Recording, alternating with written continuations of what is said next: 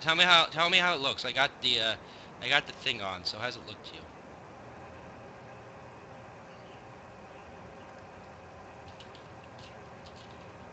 Should be able to see it. This is just a test. This is only a test. I can't see it. Give it a second. It's loading. Agent of Doubt, you there? I want to get a drink. It didn't say. It says its frames are encoded. It says Agent of Doubt went to go get a Motrin. He should be back. yeah, soon. it says it should be working. Yeah, you see it now, Sam? Huh? Do you see it yet? Yeah, it looks fine. Nope, it's not coming up for me. What do you think? I mean, your head is a little low on the screen, but... What do you mean? Should I move it up? Let's see. I mean, you can still see you.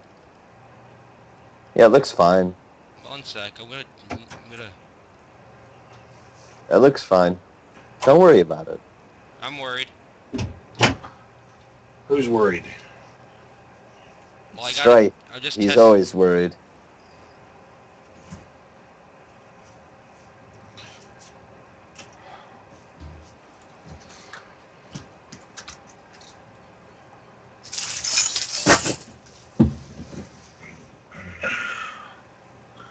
Are we doing this thing through Skype or Google? Yes, we're doing this through Skype. Okay. Well, Skype and then Vaughn TV. Vaughn Live? Yeah. All right, It's actually Blog quite a TV. catchy little song. What is? Praise the Lord and pass the No, ammunition. it is, and also Hiroshima and Nagasaki, Aligoro, Mahimi. Old man out. Yeah, it's just I should shut up now because this is being broadcasted live. Well, we're not... Why are you still broadcasting if the show hasn't started Well, yet? to just fuck around, I guess. We got 1 minute. That's what... Yeah, that's what the after show's for. Well, I know, but just get out the laughs. And now I realized why I wasn't able to see the live stream. Why? I was on the wrong live stream. Wow, really? Yeah. Also, Why have you been on the where's show? where's D, by the way? Jade. Where's who? D. D.D. Who's Lynch? D? Yeah, D. Jade said. Sorry, I had a bagel in my mouth at the moment. Why are you eating a bagel? I've left a note on the. I'll leave her a note. Okay. Yeah, should be can we showing all up. mute our mics so I can start the intro? Yeah, I'm gonna. Can't I just not talk?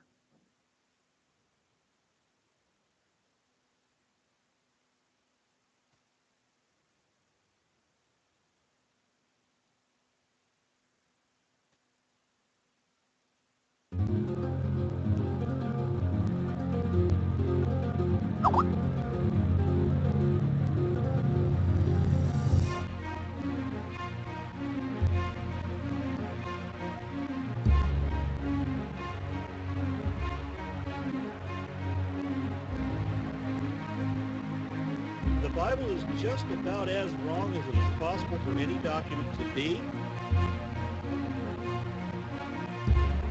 For fuck's sake! They want to go ahead and they want to take this idea and talk about that as if it's real, as if that's what's real. This is insane. Look at this vastness.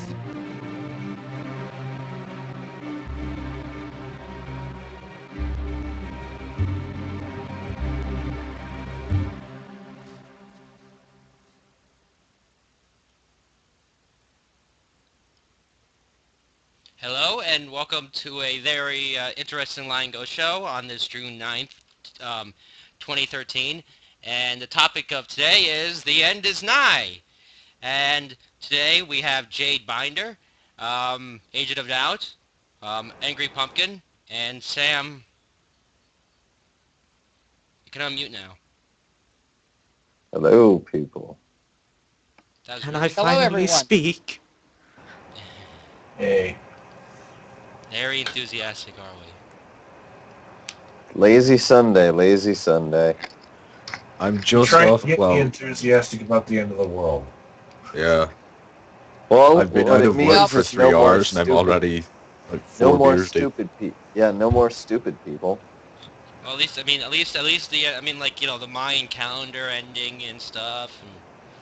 And, They couldn't figure out pants. How do they know anything about when the well, they were world's gonna accurate end? with how long a year is, though. They were accurate to that. No, my favorite. No, they weren't. They never took a kind of leap years, so the calendar ended. For us, it would have ended like 2 or 3 years before 12, or before the date we all thought it was, What do you figure? How do you figure? because They never didn't know took it was a account leap quarter of year. a day. Yeah, they didn't do because it's a quarter of a day. Stupid But fucking Mayans. Thinking What they're should all we smart. What should we start with in terms of discussing? How about how will the world end if you guys, if you four people had to pick of how the world will end, what would you say would be the most likely scenario? The sun eventually, Well, I like, mean that's the obvious one, but I'm saying which one Yeah. do you think will come to the end of the world as we know it? Does it have to be, as we know it. I think that there's going to be an environmental catastrophe where we run out of resources and we will just be another failed evolutionary experiment. Mine's somewhat similar to that in that crops start failing around the globe and aggressive expansion takes place and eventually nukes start flying. What about you, Agent of Doubt? The world keeps expanding until all of our molecules are ripped apart by the expansion that never stops. Wait, isn't that supposed to happen trillions of years later? Well, it's my atheist version of an end of days prophecy. I got it on high from Lawrence Krauss. Oh, and Jade? Well, I think there are two In the name of possibilities. in the name of the Dawkins, the Krauss, and the Daniel Dennett. Holy hitch in spirit. Holy hitch in By spirit. Hawkins' chair. Someone says nuclear war in the chat. I mean, I would go. Yeah. I would say nuclear war would not destroy us all, though. I mean, it would destroy the world, but it wouldn't destroy everybody. Well, I don't think it would destroy the world because we don't have the nukes to do it. Now we don't. We don't? No, we No, don't. we do. Yeah, don't we? No. We definitely really. do. Yeah, we should. Not to like crack the world open or anything. Unless No. you're I mean, drilling. we could do some really serious damage to life on Earth. But one of the points about nuclear war that would be very interesting, it would likely be, I can't talk, excuse me. It would likely be confined mostly to the northern hemisphere Well, of course. I mean, who would nuke Africa? or Australia. Yeah, Which I could see a reason to nuke Australia. I can't Why? I think why? Because What do you they're not like not kangaroos powerful. or something? Yeah. Their economy is actually way behind that of California's. see. No, but I would say they would nuke. I mean, if they don't nuke Australia, we won't have Mad Max, man. Fuck Mel Gibson. Yeah, Sorry, That's unrelated. But we will take his life, and therein will take his freedom. Yes. I would say that it's very unlikely that we'll have a nuclear war, and here's the reason why. Because countries that trade together do not tend to go to war. There's only been, and this is very true, is that there's only been one war where the combatants both had a McDonald's in their countries. Wait, what? There's only been one war in the history of the existence of McDonald's where both combatants had McDonald's opened up businesses there, and that's because when countries trade together, it's in their interest to not go to war. And as our economies become more Intertwined. intertwined and globalized, I think that the chance of international war on that sort of a level goes down. Yeah, and at one time there was I think a greater chance of nuclear war, and that was before we were so economically involved with China. China, once upon a time, when the discussion was brought to nuclear war, basically said, we've got so many billion people, go for it. We'll survive. But I think they're more realistic than that now, and they depend on the rest of the world for their economy. So China is out of the equation. So basically you're stuck with rogue nations starting a nuclear war, which could be North Korea or Iran. Or Pakistan or India. Or Well, I was any going to say number there of is the fuss between Pakistan and India, but generally speaking, that would probably be confined to them. And anybody here's such the as a thing. rogue nation like North Korea would have retaliation instantly. You know, it would just be this nice glowing spot on the globe if it tried to attack anybody else with nuclear weapons. Well, that's the thing, is if any of these countries start a war with the United States, they will get their asses handed to them in a high hat. I mean, they have literally zero chance of if they attack a NATO country, of surviving. Well, I'd like to also point out that we are talking about if countries do it. What about rogue factions? Never mind rogue countries, just a group which manages to get their hands on nuclear weapons, which isn't that unlikely, to be perfectly honest. It's actually very unlikely, unfortunate. Well, I mean, getting uranium For a large nuclear weapon, but large. I would think. Oh no, that I'm would not be more- talking. Yeah. I don't mean building their own. I mean stealing them, because there is a place somewhere in Russia, in the northern part of Russia, where when they had the whole dearmament of Dearmament. the bombs, you know the word I'm going for. Yeah, we know. Yeah. But The thing is, yeah, and Russia lost a bunch of nukes. Rogue Yes. nukes. Rogue nukes. Yes, and the thing is, it's more likely they would be, if an attack would happen, it would be a smaller nuclear weapon, probably a dirty bomb. I would think it would be more likely for there to be a nuclear war, an international nuclear war, if you were able to get factions in other governments to basically do attack. I can't think of the right terms, but let's say you wanted to start an attack between Russia and the United States. You have a nuclear explosion in the United States. It traces back to Russia, except the Russians didn't really do it. Somebody else did it because they wanted to start a war. And then you have an explosion in Russia that is traced back to the United States, but the United States didn't really do it. Somebody else did it because they're trying to start a war. I think that kind of scenario would be more likely, especially if you had like a really idiot government in place in both places. If you had, for instance, some extremist right-wingers in charge here who immediately said, let's go get them, boys, we're going to stand up for America and whatever, and you had Russian nationalists in charge in Russia, you could use a political situation and target two countries in such a way to create a nuclear war. Excuse me. The question would be to what profit of your own that would be. If you're Australia and you want to use rule the world, go for it, because you'll be killing off the northern hemisphere. But other than that, again, it would be to what profit? Well, that's the thing, is there's never, even if there's a right-wing government, there's absolutely no chance that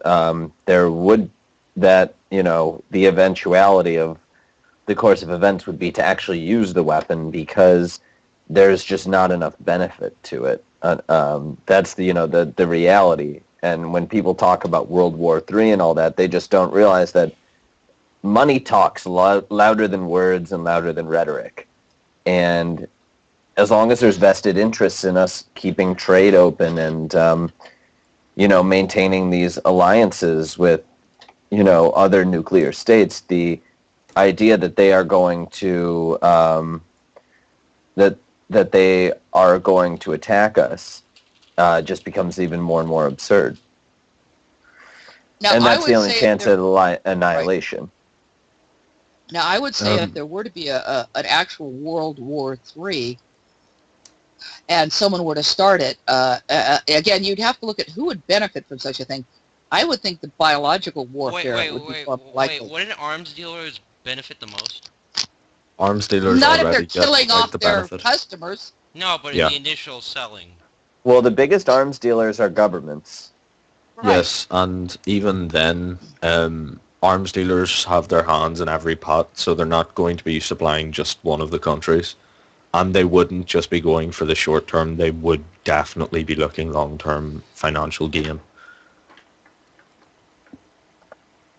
Right, and there's just no benefit to killing off all your customers, and that's basically what a nuclear war would do. Unless you have some great idea to destroy the end of the world, destroy the entire world, and retire to your castle that you built in Antarctica. But that's, really, really out there. That's, like Dr. Evil kind of stuff or something. But I would think it would be drill a more nuclear bomb to the center of the earth. Yeah, That's the most destroy the world stupidest and- idea I've ever heard, actually. I think Hitler also had that idea, I heard. Yeah. Like, it just... Yeah. Why?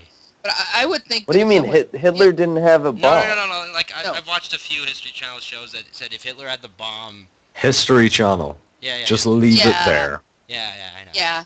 This was back That's when like- this is back when they were talking to... Okay, never mind. When they just talked about Hitler all the time instead Yeah, of talking yeah, about yeah. people that sell shit Yeah. and people that fish for crab. Yeah. And people abducted by aliens. Yeah. Yes. But as I said, I would think it would be more likely if there would be biological warfare. And biological warfare, by the way, is actually very old. There was biological warfare done by the Muslims who were attacking Istanbul. Wasn't the Mongols? Yeah, it goes back, but I'm saying it goes back very far. But it goes back to the conquest of Constantinople too. I don't think the Mongols used biological warfare. I don't know if No, they like, did. But I do know that it was used in the conquest of Constantinople No, because they would launch the bodies of Yes. plague-infected people. that's what they did at Constantinople. Well, They No, launched that's the not bodies, that's not the Mongols, Strife. They would launch the bodies of conquered people lighting their flesh on fire because fat burns is a very good fuel, and just to intimidate the people they were about to invade. But I don't know how far back it goes. I just know for a fact that they did use biological warfare in the conquest of Constantinople, which was a huge, big thing, the end of the Justinian Empire and so on and so forth. But they did launch the bodies of plague victims into the city. How effective it was, I don't know. Plus, I always thought that was really stupid. You're going to have plague decimate the city. Polymath's on my side. It was the Mongols. And then go back in and you're going to conquer a city that's plague-ridden? I mean, seriously? Does that make any sense? Well, you could wait. Well- You could wait for the disease to kill itself out. Like. Yeah, but Pretty that's... much. Yeah. But Or- even Or just. I could see the argument being made that if you're bringing these plague victims with you, or if they're there, you're going to infect your troops. But it would be a good way to get rid of infection in your troops just by kind of killing them off. No, that's because it'd be a then you're way going. to stop a that's- disease that's- spreading in your own that's- army. That's is what I'm saying. No, because you'd infect healthy people. That's literally the worst strategy if you're trying to contain No, something but, is to infect. What I'd be saying is if an army was on the march, they're laying siege to a town, a city, whatever, and disease starts spreading among their soldiers, they could cordon off the infected soldiers and then start using the infected soldiers literally as a weapon, catapulting them over the city walls. Well, that's what we were talking about. Yeah. Oh, I thought- that they were using. Sorry about that.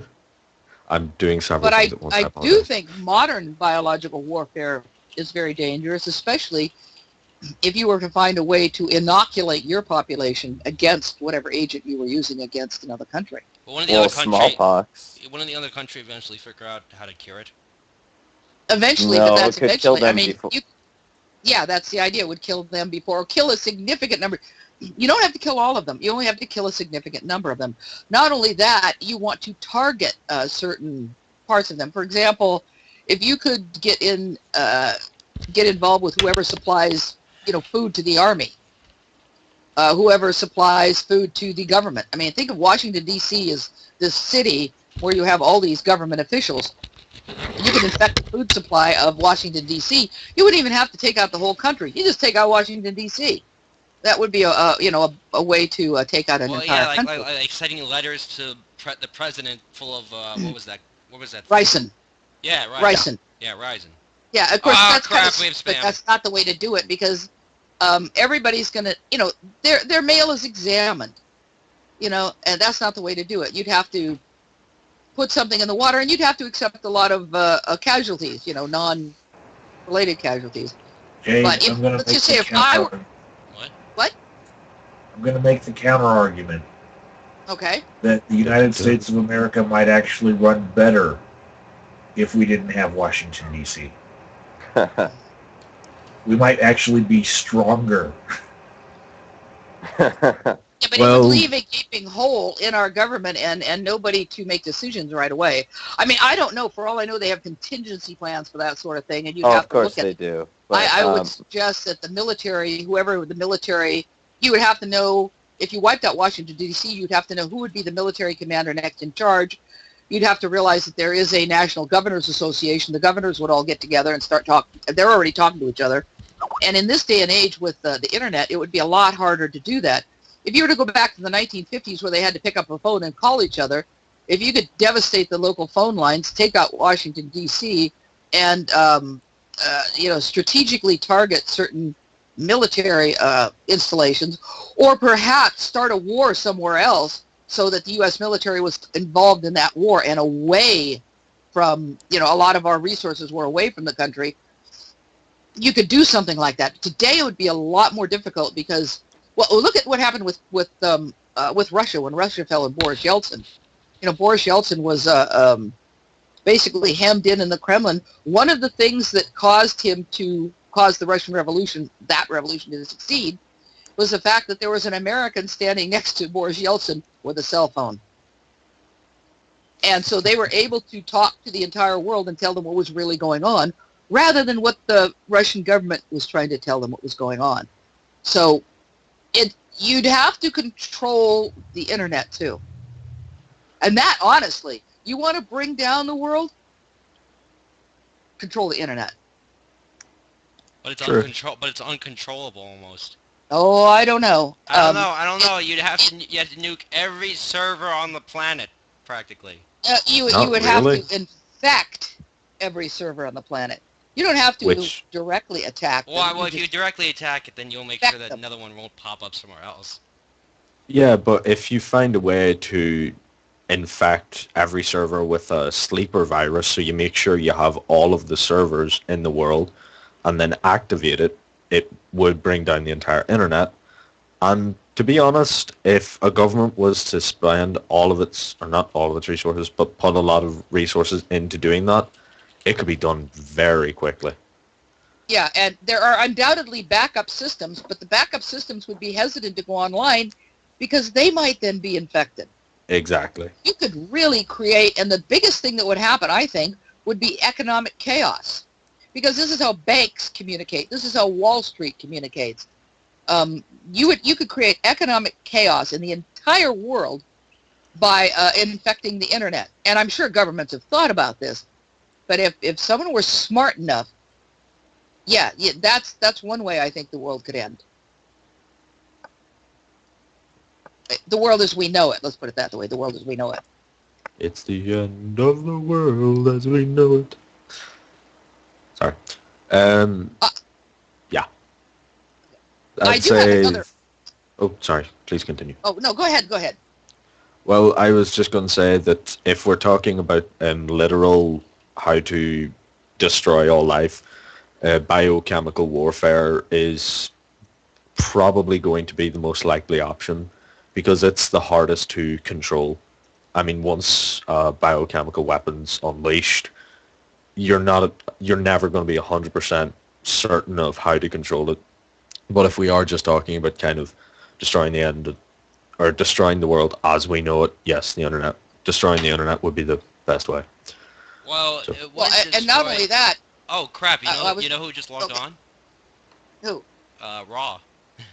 Oh, good. Uh, Ray Rob, Let me you're out ask him. there. You want to join us? because I would really be interested if Raw is on there and he's listening. I know that Raw believes that the end of the world is pretty close, and I, of course, disagree. Yeah. But I'm not actually sure why he thinks that. I know people think there are a lot of disasters happening. Excuse me, and I would argue against some of those, especially I'm very up on the whole earthquake thing and somewhat up on for him, volcanoes.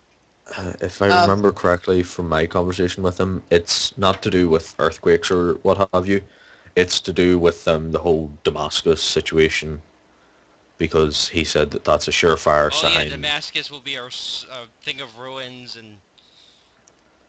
Right. And I love the see, way that I'm, I was just there going to are a say that I number of- love. yeah. Sorry, please continue. That's Just okay. go.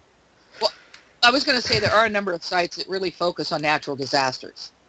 Yeah. And I've mostly been looking into that sort of thing. But if Raw is on there, I would really be very I interested. mean, he's on Skype. And not even necessarily coming on the show now, Raw, if you're listening to this, but sometime to do a video and to explain what you think is going to happen, because I'm really unclear about what you think and why you think.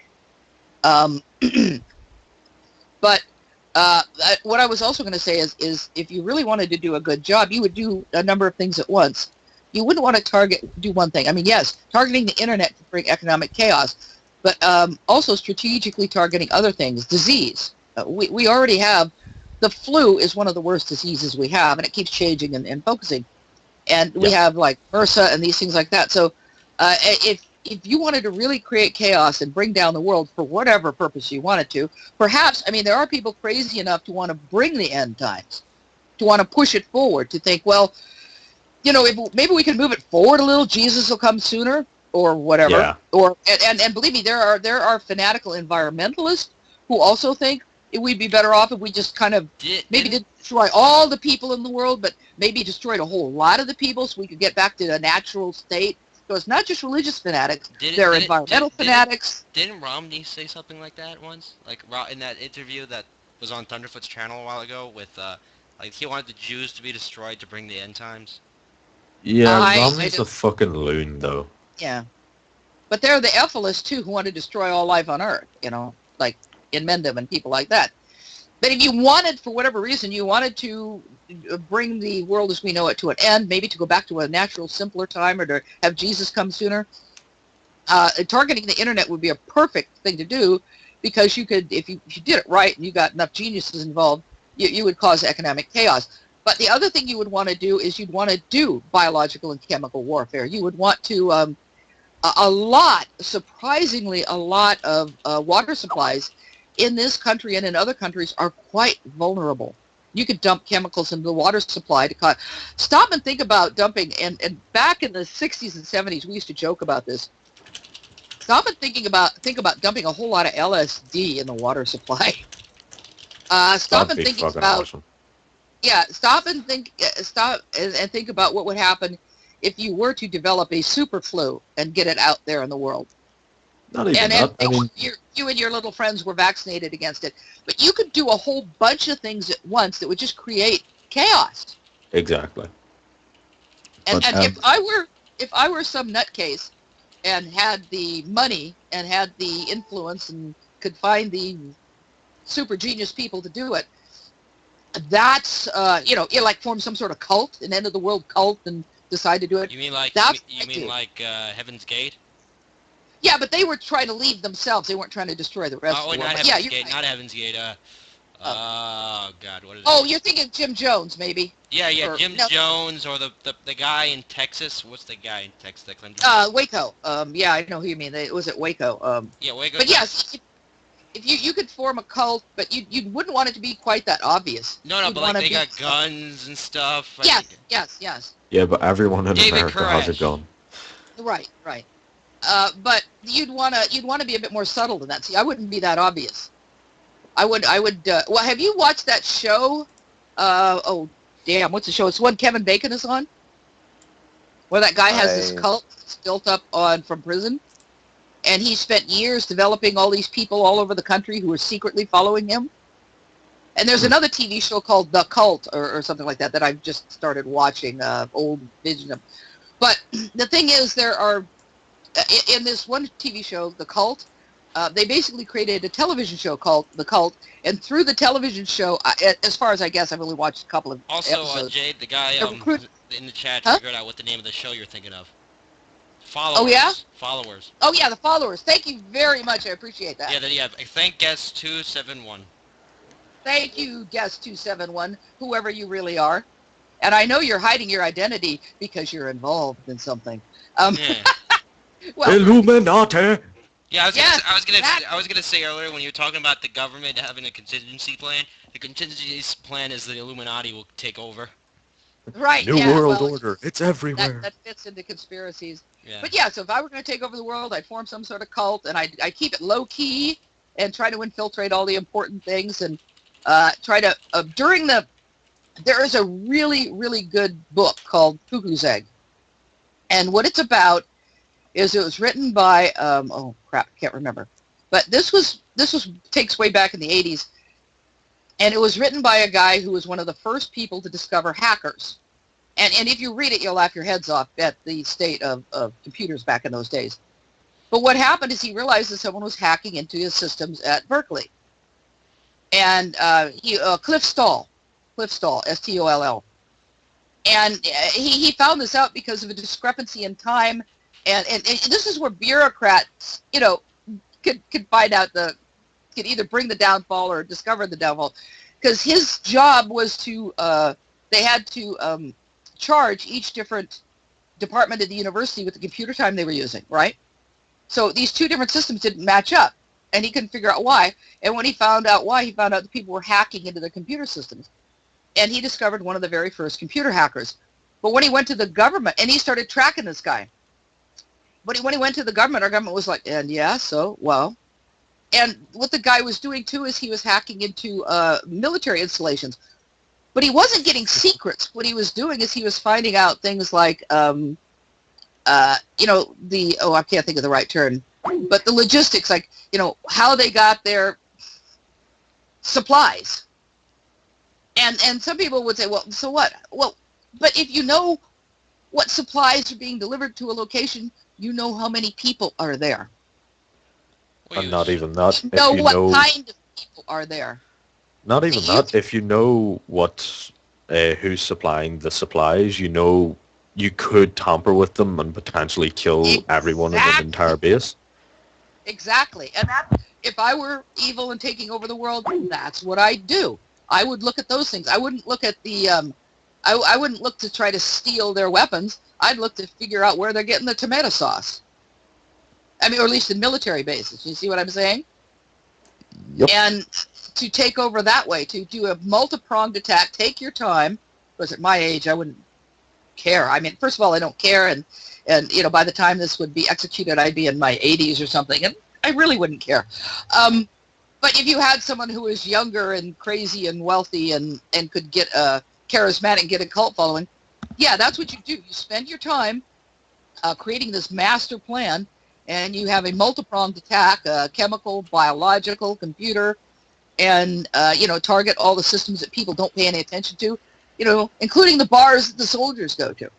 In places like San Diego, where they have the Navy, all these guys hang out at the same places. Hey, spike the beer.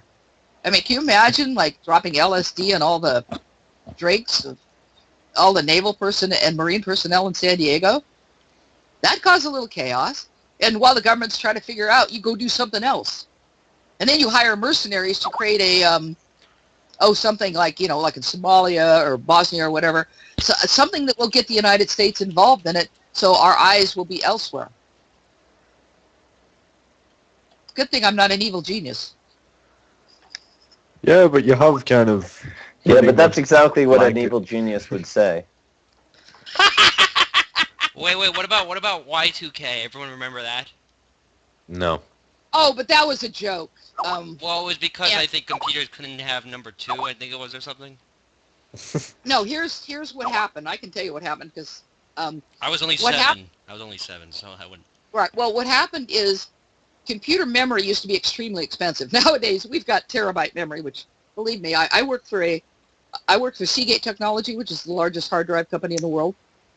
And I remember when we had the little 225 hard drives and little guys like that we were selling. But memory used to be very, very, very expensive. And what happened was that whenever you did a transaction, like say for a financial transaction, like a banking transaction, there was always a date and time associated with it. So if you were to put the date on on different bytes, you would say like May would take up 1 byte. The date, 12th would take up another byte. The year would take up another byte. And that's like 3 bytes of information. Well, what they did instead was they used what's called bit programming. They put all of that on 1 byte. And they did that basically the way that we do dates. It would be, so May 5th, 1990 would be 050590. And you could get all that on 1 byte because if you think of the spaces, you've got 05, that's 2 spaces, 2 places, and then you've got a space, then you've got another 05, that's 2 spaces, then you've got 2 places, then you've got a space, and then 0, and then 90. That takes up 8 spaces, takes up 8 bits, and back then it was 8-bit programming. So you could put all of that information on 1 byte rather than 3 bytes and save a lot of money. And so they designed it deliberately to save money. And they knew that it wouldn't last forever, but they figured, well, by the time you get to the year 2000, memory will be cheaper because there's that law, I can't remember the name of it, Moore's the memory law. increases, what? Moore's? What? Moore's? Yeah, but, the problem that happened is that all of the big institutions didn't want to spend the money to switch over until the last minute. It's not like they didn't have contingency plans. It's not like they didn't know what was going to happen, which is why Y2K was a big bust. The 2 places that it was a potential danger was one, some third world countries that were running on ancient technology and just simply didn't have the money to upgrade.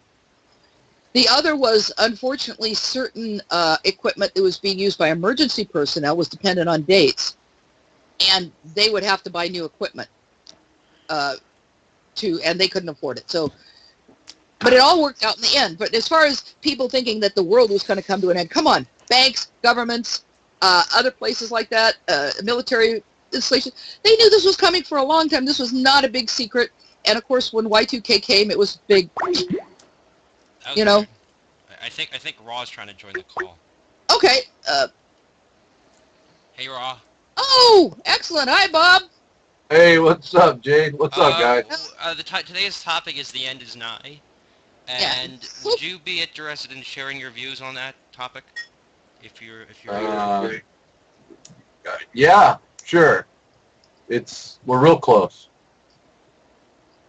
And Jade had some kind of questions for you, I guess. Right. Well, I would just be interested into. I know you believe we're real close, and of course I don't believe we're real close. But I would be interested in why you think we're real close. I mean, I've looked at a lot of end of the world sites, and some people, there are different. There are a lot of people out there who believe the end is near. It's going to happen anytime soon, or maybe in the next years or so. But there are different people that have different takes on it, and there's also a timeline involved, Bob, that I'm really unclear of. There's supposed to be a biblical timeline for how the end of the world is going to happen. There's not really a timeline per se. There are markers and signs that were given, and it just so happens I have a verse up that let me see if I still have it up. Yeah, I do. It's in 1 Thessalonians chapter 5. Okay. If you read chapter 5 of 1 Thessalonians, it's pretty clear about what's going to be taking place. And in verse 2, it talks about yourselves know perfectly that the day of the Lord cometh as a thief in the night. Okay, and then it says, it gives a description, things that are going to be coming on the earth are compared to a woman that is in labor pains. That's verse 3. And then it says, but ye, brethren, in other words, anyone who is in Christ Jesus, are not in darkness, that day should overtake you as a thief. So what it's actually saying is that the people that are not saved won't see it coming, but the people that are saved will see it coming, and there are signs given in the following chapters: Mark 13, Luke 21, and Matthew 24. And these are all Jesus's words. Each one is talking basically about the same thing, but they each differ a little bit. And all those things that are in there are happening right now, in addition to the fact that Israel is back in the land. And I'll give you a big marker, okay, that's going to happen. There's going to be a time when the Jews are going to want to start doing their animal sacrifices again. And at some point, the world is going to allow that to happen. When that happens, basically, in my opinion, there's going to be about 3.5 years that's going to be taking place. And then the Antichrist, according to the scriptures, is going to, now this goes into the book of Revelation, is going to come in and stop them. And once that happens, there's 3.5 more years, and then Jesus Christ comes back with his feet on the ground. So the tribulation period that's described in the book of Revelation has to occur. And that's the whole thing that everything is pointing to. So anyway, those are the 3 chapters right there. That's the big thing to look for when the Jews start sacrificing animals again. Now, when you say when the Jews start sacrificing animals again, do you mean this is, I mean, because you could have like 6 Jews go out in the desert. Well, you'd have to have 10 because you'd have to have a minion, and start sacrificing Jews. Or would this be a worldwide phenomenon or an official practice by, I guess, normally you would probably consider the official, there is like like the rabbi of Jerusalem and people like that who are considered like the official leaders of Judaism in Israel. So which group do you think it would be? Like, would it be the country of Israel? Would it be the rabbi of Jerusalem? Or would it be maybe just a worldwide practice that would start up and everybody would start doing it? So I just wonder if you... Well, a lot of people think that they're going to throw up a temple really quick right on the Temple Mount in Jerusalem. And it may even be that it goes up right next to the mosque that's there now. So with our ability, the way we can build things fast right now, there's nothing in the Bible that says that it has to be this huge thing. All it says is that there's going to be a temple and that these sacrifices are going to cease. So in order for them to cease, they have to be going again. You know what I mean? Right. So, okay. That makes more sense. That it's the place. It's going to be on Jerusalem, where it's going to be in Jerusalem, which is going to right. So apparently there's going to be some kind of agreement that goes on between either the Muslims and the Jews, and everybody maybe, that allows this to take place. And once you see that happen, like I said, 3.5 years, then it'll stop. And the temple, according to the scriptures, will be defiled by a statue. And then there's 3.5 years, and then he comes back. And all hell is going to be breaking loose on the planet during that whole 7-year period. Okay. They could even, just, because the Wailing Wall is part of the old temple. Yeah, that's part of the foundation, yeah. Right. They could even build a temple in the, my mind was just about to use the correct word, the courtyard.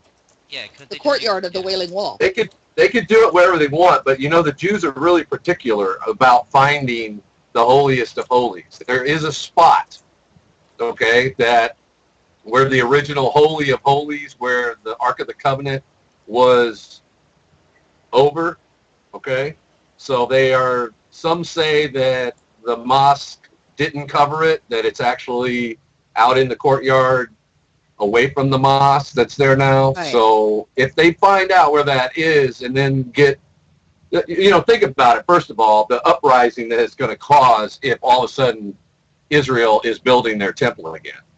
That would... people are going to go nuts, So the world's not going to want to see that, for a lot of reasons. So, but when you see that about to happen, know that that's it. That's the sign. That's the huge marker that's in Scripture just for the fact that it says that the Antichrist, the beast, and the false prophet are the ones that are going to cease the sacrifices once again and defile the temple. And what that is the abomination of desolation spoken of by Daniel the prophet. And Jesus specifically pointed to that in Matthew 24 and said, when you see this happen, you know that that's it. Okay? And they got 3.5 years, and you say, well, where does it say that? It says that in Daniel, and it says that also in the book of Revelation. So, yeah, it Right. couldn't have happened 50 years ago, or not 50 years ago. It couldn't have happened 66 years ago because Israel wasn't back in the land. It couldn't have happened 100 years ago or even 1,800 years ago because Israel was dispersed throughout all the world. Now that they've been brought back in for the last 65 years, they're really chomping at the bit to start up their sacrifices again. And some Now, say that there's going to be a war between Syria and Iran and, on and on. There's lists of countries in Ezekiel 38 and 39 that talk about the Gog and Magog war. That possibly could happen first. We just don't know. Yeah. What you said, by the way, one thing is interesting is there are still a lot of things they haven't found. Many years ago, well, in my time, and probably in your time, it wasn't that long ago, but for these kids, it was probably a long, long time ago in the Dark Ages. But I think it was in the 1980s that there was a family that wanted to expand their basement in Israel, and they were digging down, and they broke through to an entire house Right. that had been back from. So there, and that was I actually saw pictures of it, and of course now it's preserved, and people can go down there and look at it. I think it's you have to have permission or whatever. Oh yeah, it's fascinating. There's so many things that they haven't discovered yet. So yeah, because it was built on top of. They just kept building. Right. Yeah. So when you see that happening, I'd be very, very. I'd be running. I run for the ark, and the ark is Jesus. I'd run today. I wouldn't wait, but if you still doubt and you're skeptical, when you see these things start to happen, and Israel is supposedly going to be the very thing that starts off this whole worldwide last final war before the Antichrist steps in and goes, hey, hang on a second, I got the answer to everything, and he's going to stop it. So and cause some kind of a covenant or a peace treaty or whatever to be signed, which is going to be miraculous. Everybody's going to go, where'd this guy come from? And nobody knows who he's going to be. But anyway, some people think it's Obama. I don't think it's Obama. I don't think Obama's smart enough to be the guy. Yeah, well, because I've been reading about a lot of these people who see all the different disasters. Like, for instance, I've been especially studying on earthquakes. There are a lot of places that say, well, we have an increasing number of earthquakes, and that's sign of the end times. And actually, they're wrong. Even the Institute, Stephen Austin at the Institute of Creation Research, I have a very good link to that, where he discusses the fact that the people like Hal Lindsey and some others who are saying that earthquakes have been increasing, have actually gotten their data from, well, in some cases they don't know where. That's just one of the signs. It also talks about pestilences and diseases and famines and wars and rumors of wars. We've got all those things happening now. Jesus was real clear. He said, when you see all these things, know that the time is at hand, even at the door. Go ahead. I'm sorry. Oh wait, I got a question. Isn't that happened somewhere in the world always? Hasn't there always been a war somewhere in the world, which is always? Oh yeah, absolutely. But hasn't we there haven't always been a place where there's been famine and pestilence somewhere, like right. Africa and stuff. Yeah, and there are quite a few earthquakes. But something has occurred in the 20th century. Israel's back in the land. They were dispersed throughout all the nations after 70 AD when the Romans went in and wiped them out. They spread them out and sent them literally packing. So now they're back, and now so that's phenomenal in itself. But I'm just saying the last sign to look for is literally when they start to do their animal sacrifices again. When that looks like it's about to happen, then you know. I mean, because they're just chomping at the bit to do this. They haven't been able to do that since the Romans Why destroyed would they? Why Um, would they want to well, do animal sacrifice? That's part of their. I That's would- the biggest part of their religion. But That's they why I do would it just like Yes, to yes. ask a quick question wait, here. one at a time. One at a time. I was raised Jewish, and the predominant sect of Judaism, of those who practice, which there aren't actually that many in Israel anymore, is Reform, and they don't practice animal sacrifice anymore. And even Orthodox, which is as hardcore as you can get, doesn't do animal sacrifice anymore. Right. Additionally, how do you distinguish something that's in the Bible from something that's just an eventuality of geopolitics? Because on the one hand, you can say, oh, the Bible predicted this. But on the other hand, I can say, well, let's look at the Dreyfus Affair and then look at how that inspired Theodore Herzl to start the Zionism movement and how labor politics amongst the Jews and, influenced the founding of Israel. And, so much. How do you disentangle those? Because what you presented here is something that really can't be distinguished from what politics would have established. I agree. It is a tangled web of puzzle pieces that have to fit together. And the way that I would do it is when you actually see the specific things that the Bible is talking about, like specifically in Revelation 13, it says that there's going to be this guy that comes on the scene that's going to demand that everyone receive a mark, either in their right hand or their forehead, and you're not going to be able to buy or sell without it. So you couldn't say that was Hitler, even, or you could say. Well, yeah, but Hitler's dead. I'm just saying back then. And the Jews weren't back in the land. You see what I mean? All the puzzles have to fit. No, but like the Jews got the mark and stuff in a sense. Oh yeah, they got numbers. Yeah. But that was something different. They weren't buying and selling nothing. You know what I'm saying? So it specifically says that you're not going to be able to buy or sell without this monetary whatever. And some think it's a RFID chip. Some think it's a tattoo. Some think it's credit card. Not even going to be visible. Whatever it is that they come up with, when you see that happening, that it's being demanded that you go along with this, then you have to stop and realize that, hey, this book was written how long ago? This portion of it was written 1900 plus years ago, so now it's happening? What's up? You know what I mean? How could John know to write that down if God didn't tell him? So there are certain things that I can base my opinion on. And yes, a lot of them haven't happened, but Israel is one of the big ones that has happened. That was prophesied that Israel would come back in the land. But Well, if again, I could you ask still you- run Yeah, into Pumpkin, the how about same you go, problem. Pumpkin? Thank you. I just want to ask a quick question. Rome, to the best of my knowledge, and it is fairly limited, the Romans never scattered the Jews out. Originally, when they came in, they did want to force their god emperor onto the Jewish faith, but as the council explained that Jews only believed in one god, the Romans gave them some form of exempt status, which allowed them to live in Israel fairly uninvolved with the rest of the empire. I mean, yeah, they had to pay tax, etc., but they were never really dispersed by the Roman Empire, to my knowledge.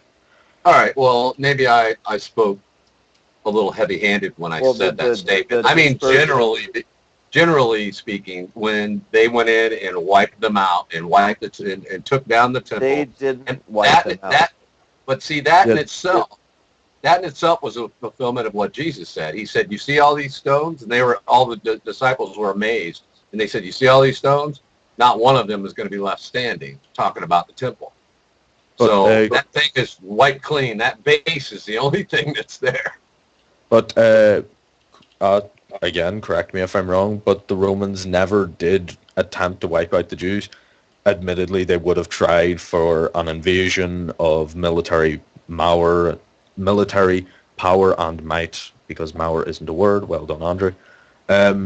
Basically, they would have tried the invasion, but again, to the best of my knowledge, the Jews basically surrendered fairly quickly to the point where very few of them were killed.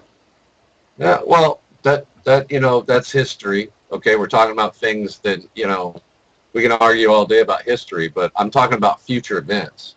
And the reality of now is that Israel's back in the land. There are people to this very day. The Temple Institute in Jerusalem has already rebuilt the menorah, and the menorah sits in the temple. Whether or not secular Judaism, Reform Judaism, is the major player in this has nothing to do with the fact that there is a group of Jews in Israel today that have already remade the garments for the priests. They've remade a lot of the vessels already. They're practicing how to build the altar, which has to be built with unhewn stones. They're practicing and teaching the Levitical style of slaughtering the lambs. So they're getting ready. Whether you want to, if you want to argue about history and how the Jews got dispersed, but the fact is they're back. That's happening. What's that? Could you provide a source for that happening? Like I said, all you gotta do is Google the Temple Institute. And I would. You're gonna come up with. Go ahead. I'm sorry. I was just going to say that this may not even be, and I am kind of playing devil's advocate here when I say that this may not be because they're trying to redo this, but to revitalize a part of their own history. I mean, where I live, I can walk not all that far and find a museum which shows the Celtic monks, their items of clothing, how they would have lived their lives, and at sometimes you can even get a performance done by people who show you, the day-to-day lives and how they would pray, etc. You mean more of a cultural thing? Yeah. I mean, the Temple Institute is attempting to revive the Temple of Jerusalem, but I don't see anything about animal sacrifice here. Well, you got to research it. There's a lot of videos. There's even videos on YouTube about it. Well, I mean, just search. There's a lot of conspiracy theories. There's a lot of crap. Yeah, but, I mean, so I'd like to see a source. When you see the, you have to research it. There's a lot of garbage on YouTube. You got to kind of filter through it. But there is a guy on YouTube. I forget his name right now, and I don't have his channel handy, or I'd give it to you. But this guy's for real, and this institute is for real, and people are sending money to it that support it. And the menorah that's built is on display right now in Jerusalem. It costs millions of dollars. They're not trying. Yeah, but I'm reading right now. I'm on the Temple Institute's website actually, and their goals are they're just focusing on reestablishing a grand Jewish temple. Yeah. That, I mean, that doesn't really seem, they are doing some sacrificial worship. So yeah, maybe.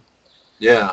So they're trying to get it going again, and that's a huge marker. Once they get that going, then heads up, because according to the scriptures, 3.5 years into the tribulation period. Now, a lot of things are going to be going on according to the book of Revelation. I mean, it sounds crazy, but it even suggests that a couple asteroids hit us. One hits the ocean, one hits the land. So that may sound like sensationalism, but that, to me, that happens during the first 3.5 years. Well, if I remember correctly, the only asteroid that we know of that's going to hit us in the shortest amount of time, I think, was Ceres, or no, it was Apophis, and that one's going to hit in like 23 something. Yeah, I understand all the scientific, implications of it, and it doesn't look like anything's coming yet. But that, I mean, you can't rule out God. You know what I mean? He can I'm saying this. There's millions of asteroids which we don't know are there. So yeah, we could be possibly hit any second. Sure. Well, also to quote, was it Armageddon? It's a big ass sky up there. There are plenty of things that we may not have seen. Yeah. So a lot of weird things are going to be guys. I promised I'd be in a Google Hangout, so I'm going to have to run. But thanks for coming on. Thanks for thanks for coming on, Bob. I appreciate it. I just encourage you to keep an open mind about it, guys. That's all I got to say. All right, I love you. Oh, definitely. Definitely, and I don't mean to Okay, seem thank you. accusatory when I ask for sources. I'm just curious. Yeah, and the website that he mentioned, I am looking at it. I haven't read the whole thing yet. I've had to skim it pretty good. But they do have a section on the temple sacrifices and offerings, and Yeah, all that I can was say is they don't seem to be against animal sacrifice. yeah, And that they was literally the first thing I googled, which was Temple Institute sacrifice. And yeah, Well, it's just very kooky, even for Hasidic tradition. It's not something that's normal. yeah, well, yeah, and you have yeah, you're right. It's not something that's been done for a long time. That doesn't mean there isn't a group of people somewhere It's the who think that all Illuminati. those I'm kidding. rituals should Well, be yeah, bought. I mean, Illuminati. this is, I mean, this is the difficulty that I have with the sort of theories that he's proposing, is the fact that it's completely indistinguishable from just the eventualities of politics. Right, You know, right. Or and the eventualities of people trying to reclaim their history. exactly. I mean, it just, it's one of those things where, of course this book's going to predict something about Israel. It's from that area. Now I would be really surprised if it said something about kangaroos. Why Yeah, aren't that there would be. kangaroos in the Bible? Well, maybe the ancient Israelites hated kangaroos. Couched animals are evil. We shouldn't even speak of them.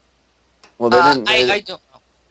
I mean, the secret is that kangaroos aren't, all the animals that are listed in the Bible are things that you would find in that area, not things that are from Well, yeah, not you would undiscovered see things. rhinos. You would Right. see rhinos in Israel. I mean, it would be a rarity, but you would be able to see them since No, you wouldn't be able to see No, no, no, no, rhinos no, in no, no, is no, no. I'm saying with the Romans and stuff, they would bring animals from everywhere around the world.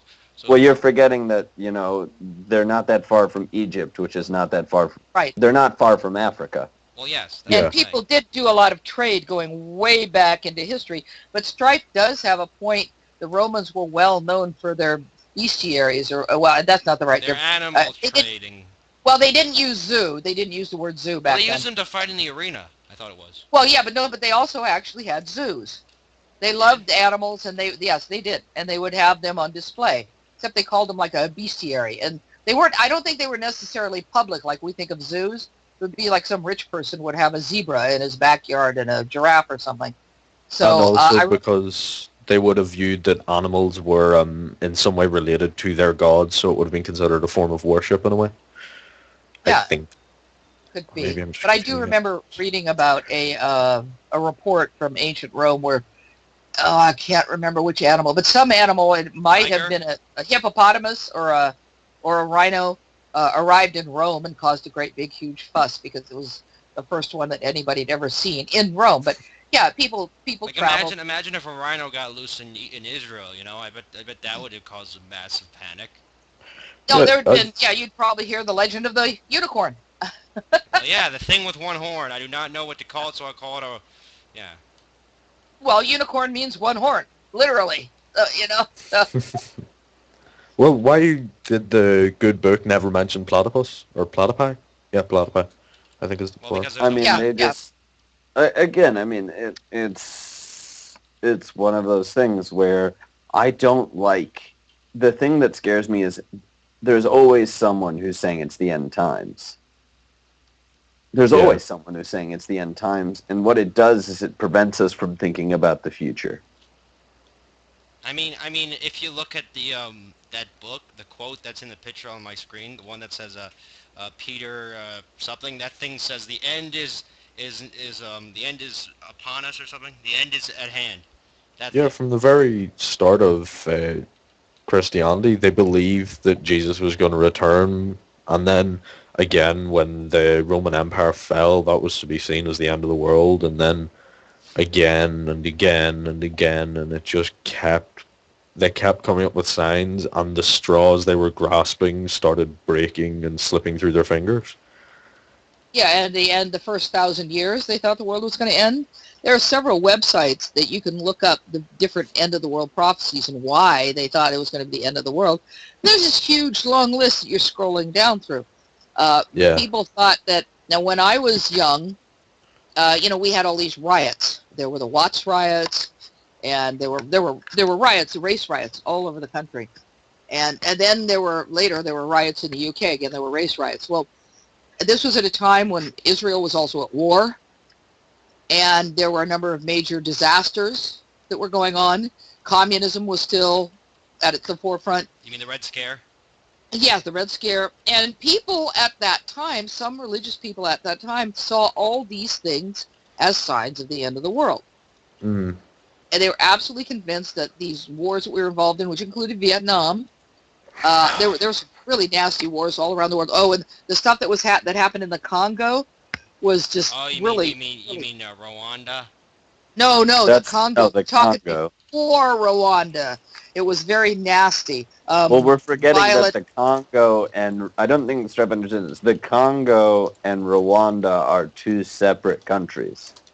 Yeah, well, I'm talking the Congo, and this was like in the 1960s. So, yeah, you may not know about this, but it was huge at the time. There was a starvation in Bangladesh. There was a starvation in Biafra. And these things you might actually look up because the rock stars actually, went out and did concerts to raise money for them. So there were all these things happening within this period of time. And these end-of-timers at that time were absolutely convinced, because of all these horrible things happening, that this has got to be the end of the world. Russia had to be the home of the Antichrist. Look at these mass starvations in Biafra and Bangladesh. Look at the wars that are going on. Israel is being attacked again and again and again, and they were in several wars. There was the big war in 1967. And there were riots in the streets of the United States, race riots in the streets, violent riots. And then, later were race riots in Britain, which were actually kind of funny, because at the time people in England were saying, oh, how terrible what's happening in America. It would never happen here. And then, a few years later, oops. It wasn't that to do with, not blacks and whites, but it was more to do with the Pakistani members of society, if I'm getting that right. I don't know. It's been a long time. I would have to look that up. But it was definitely right. That's all. We're talking 1970s, I think.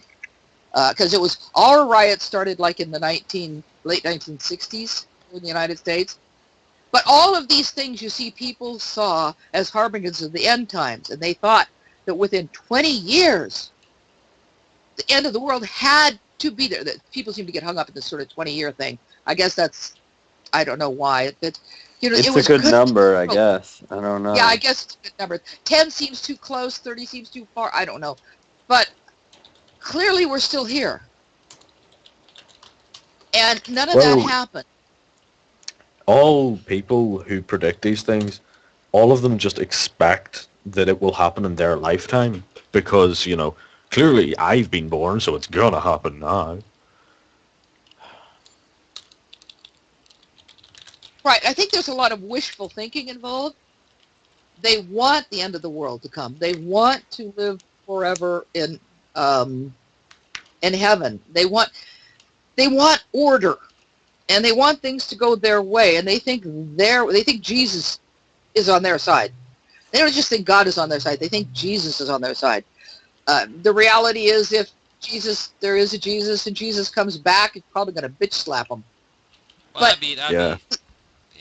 That's one of the best videos. I can't remember on which channel it was put up on, but it was just imagine what will happen when Jesus comes back. All the devout Republicans will see that a short is really Jew, who believes that everything must be shared among the meek, and that the meek was that Bill Mather? Yeah. I think it may have been. He's like Jesus was very liberal, feeding the poor, universal health care. Yeah. Yeah, that's what I remember from that.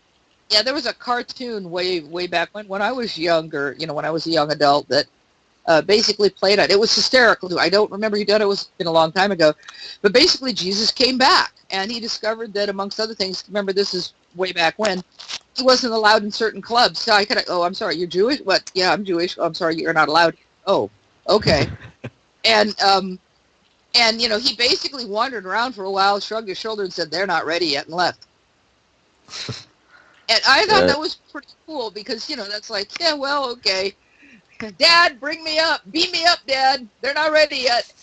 Well, I have to think, if I was going to have to be around a bunch of Jews in a desert for, that long, I would not be a happy camper either. I'd want someone to kill me.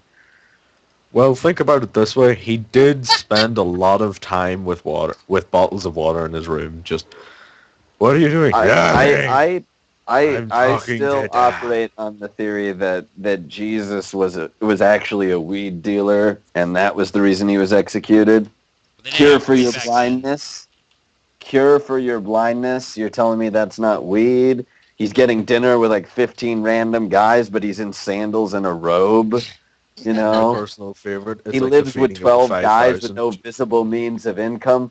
I see where you're going with this. If you can walk on water, I see where you're The going. hippie.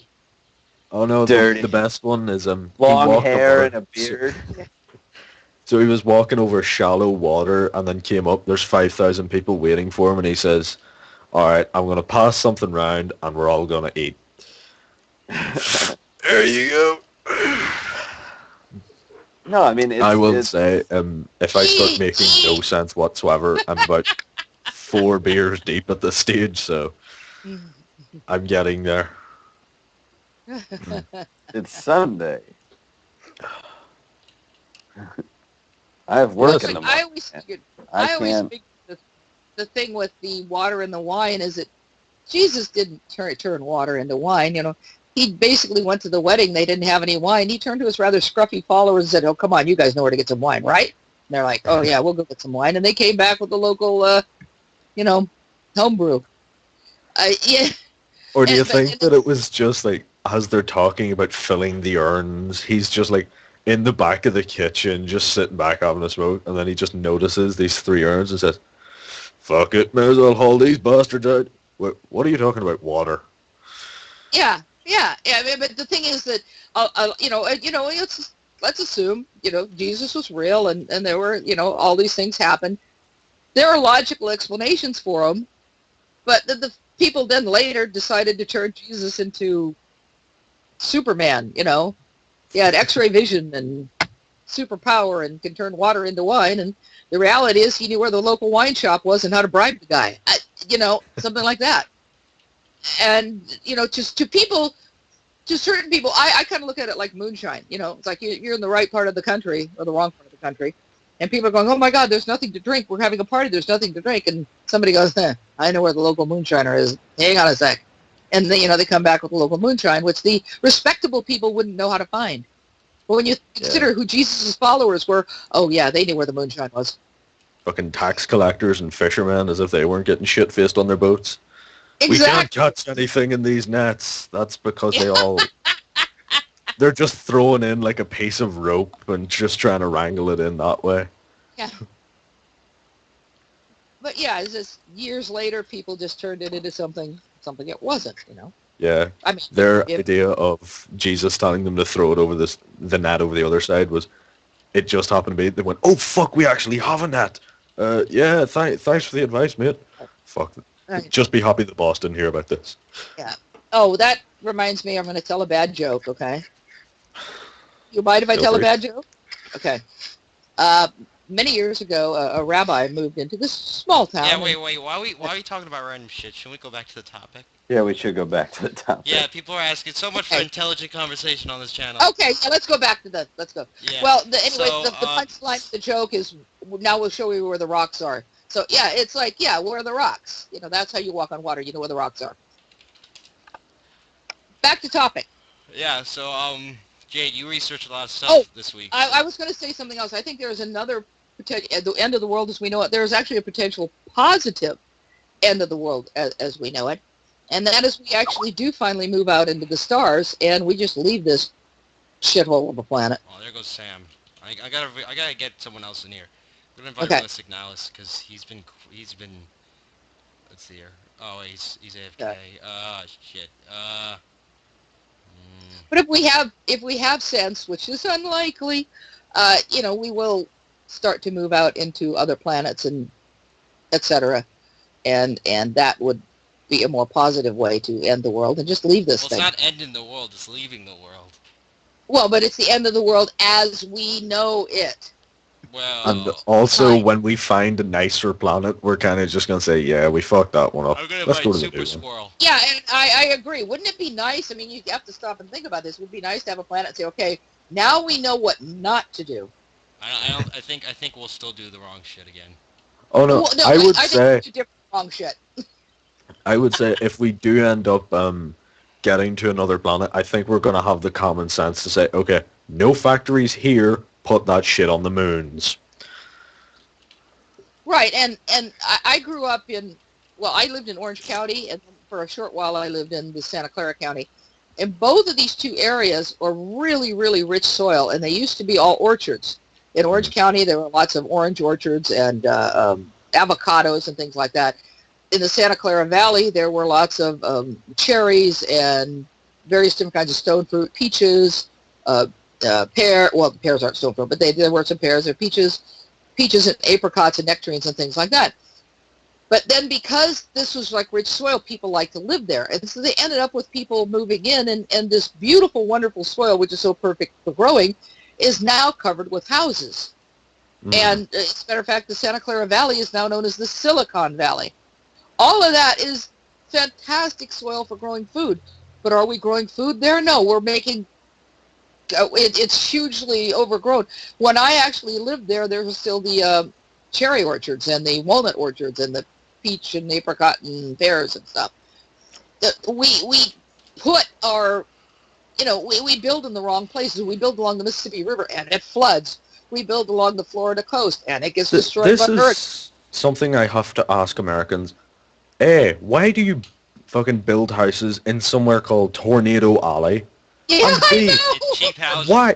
Here's the biggest question. Why don't you use bricks? Every house I see that's built in America is made out of fucking toothpicks and lollipop sticks. It's just, how can we build this for the cheapest amount that it won't just instantly fall?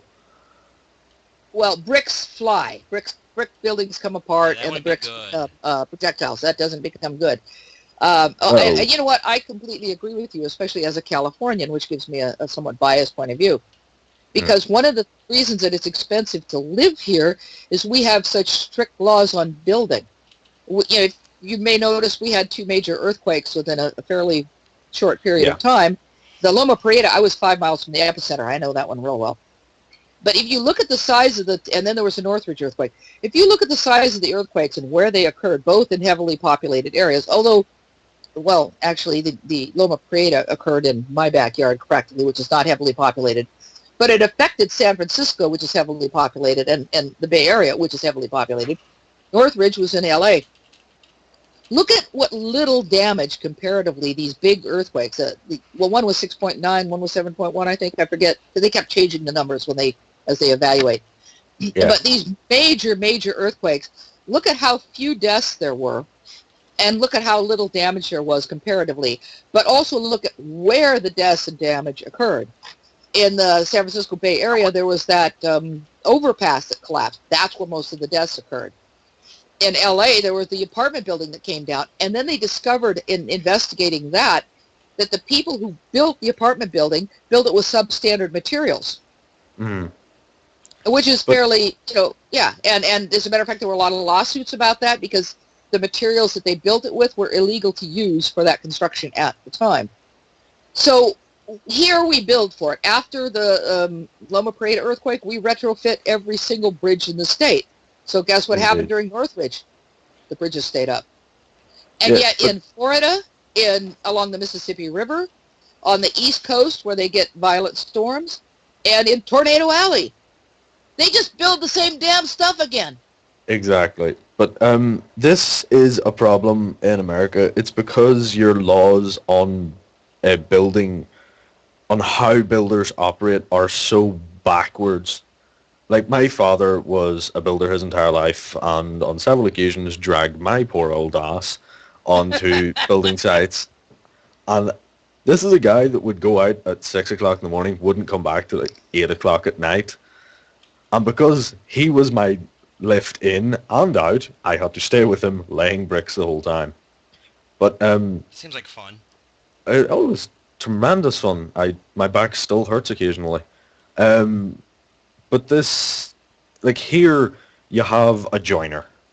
This is a guy that will put in skirting boards, he'll put in rafters, he will do pretty much anything with wood. Then you have the carpenters who will be the ones that shape the wood, etc. You'll have brickies who put bricks in, shit like that. In America, the guy that puts in the windowsills can only put in windowsills.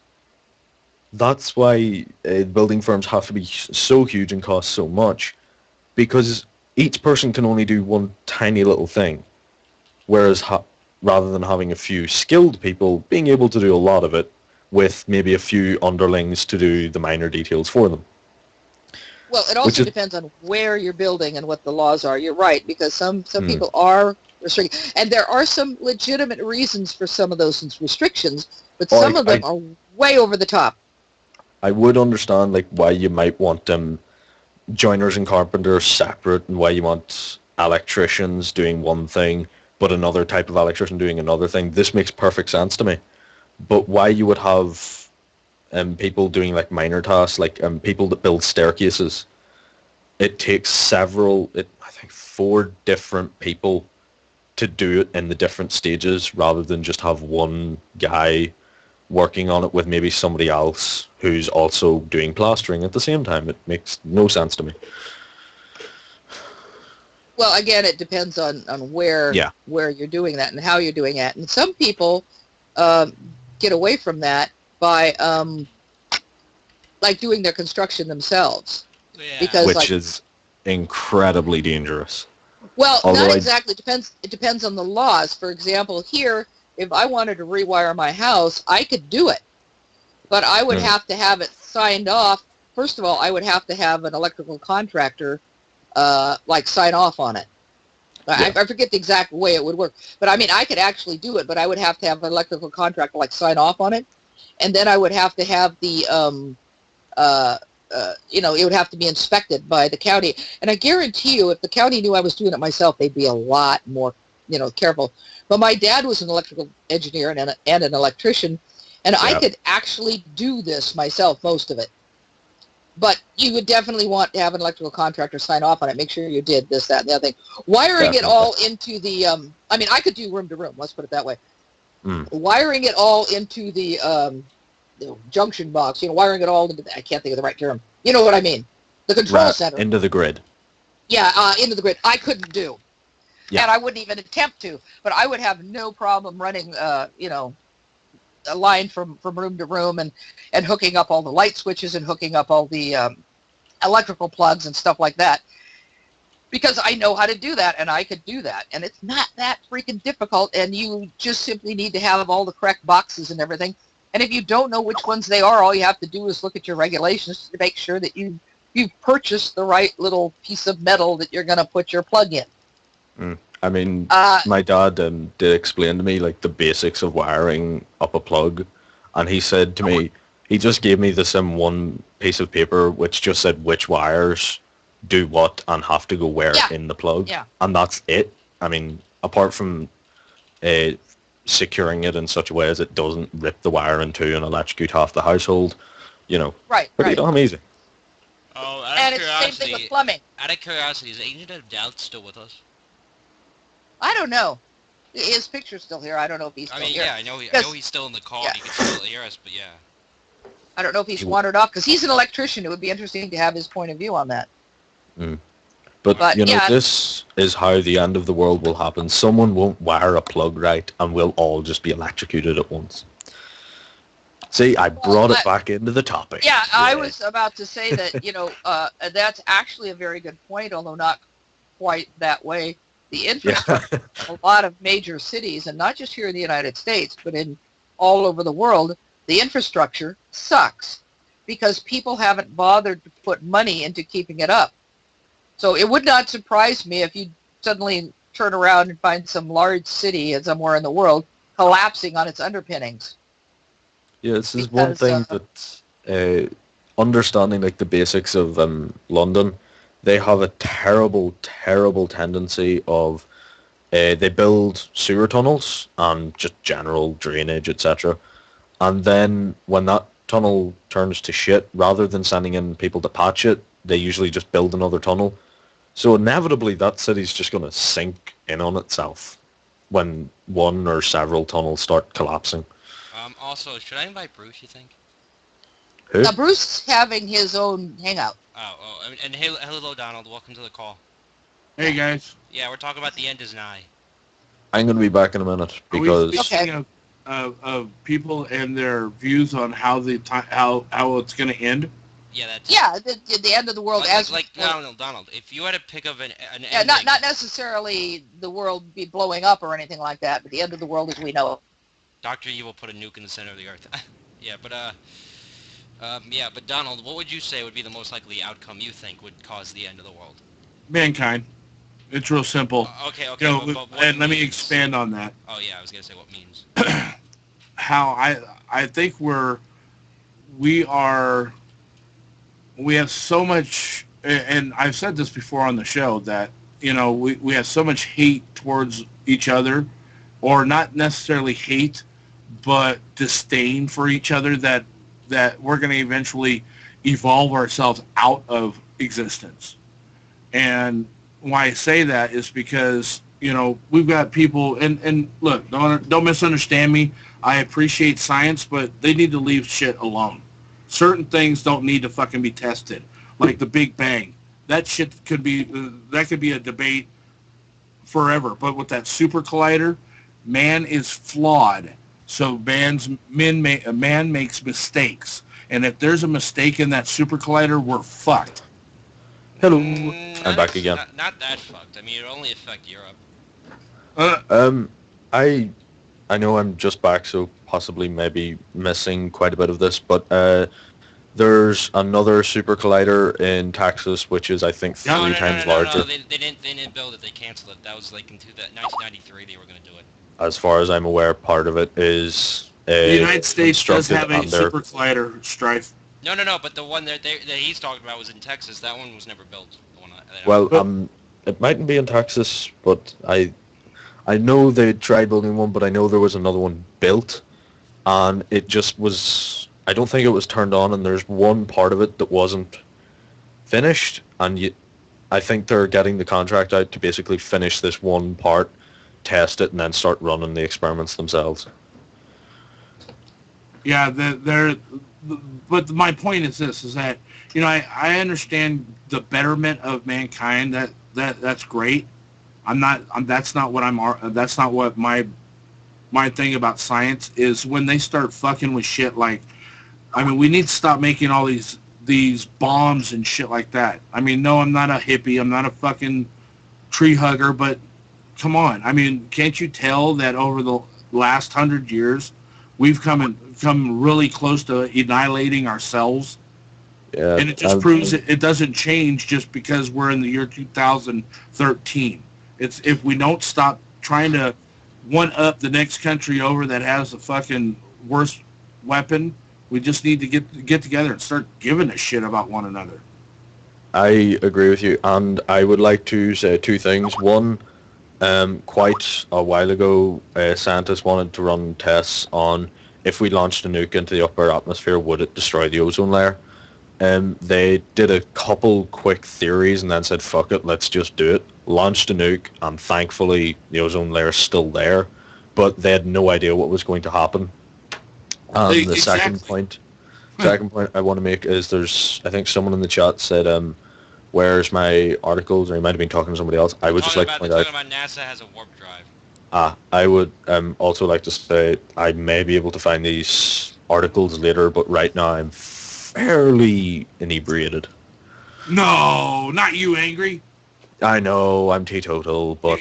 No, you're drinking tea. Don't let them let them know you're drinking. Yeah, I've only got... Let's see, how much have I drank tonight? 4 cans of Guinness. It's so bad that you can't remember? Oh no, it's just because there's like cans from last night as well. But I've got 4 cans of Guinness down, I'm on my 5th, and I've had some Jack and Coke, so I'm getting there. And it's good to have a goal. My goal in life is to be drunk when the world ends. I don't know when it will end, so I have to be drunk all the time.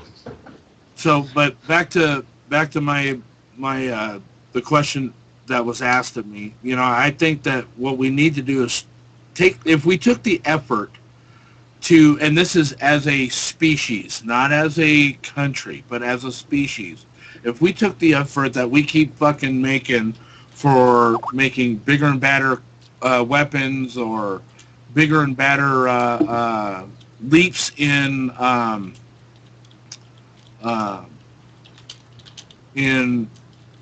biology, let's start worrying about taking care of ourselves first.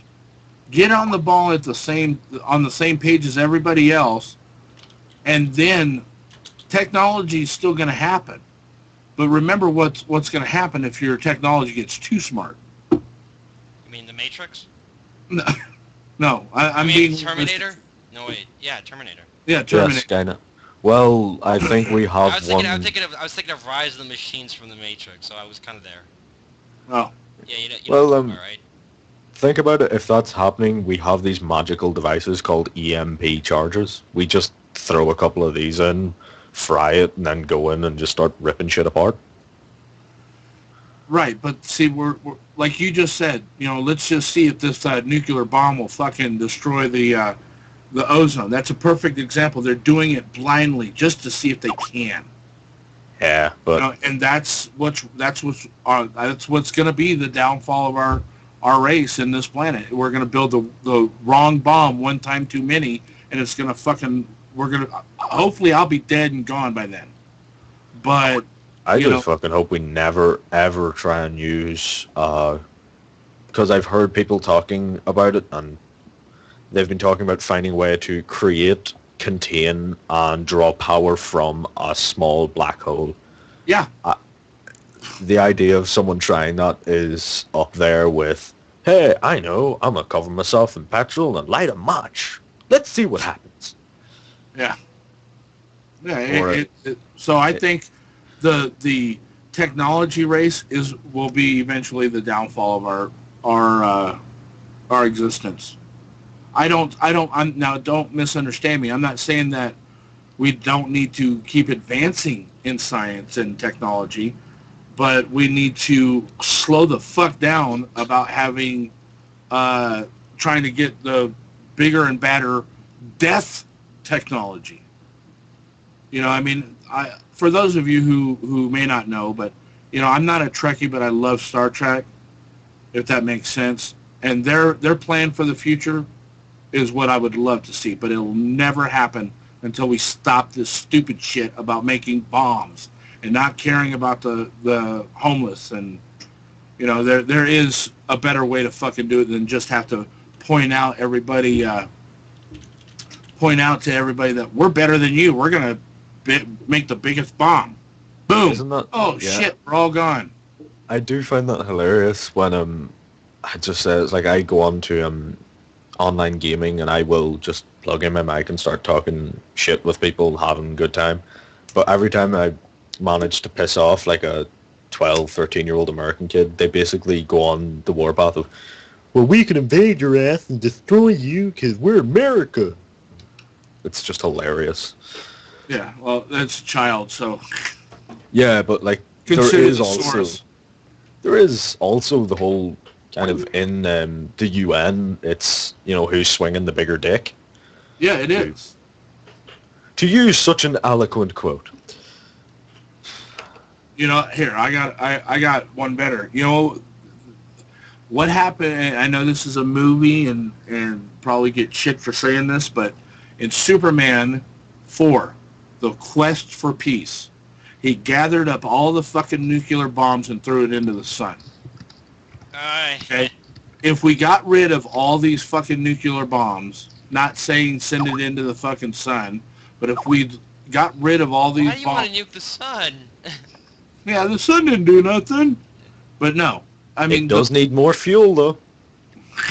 The symbolism is what I mean. Get rid of all these fucking bombs. The hippies had it right in the 70s. and in mid-'80s. You know, get rid of all the fucking warheads, man. What happens if someone makes a warhead? What will we use to defend ourselves? Or we have alien invaders? What happens if aliens invade? Maybe the aliens might visit us on a real reason, a good reason, because we don't have them.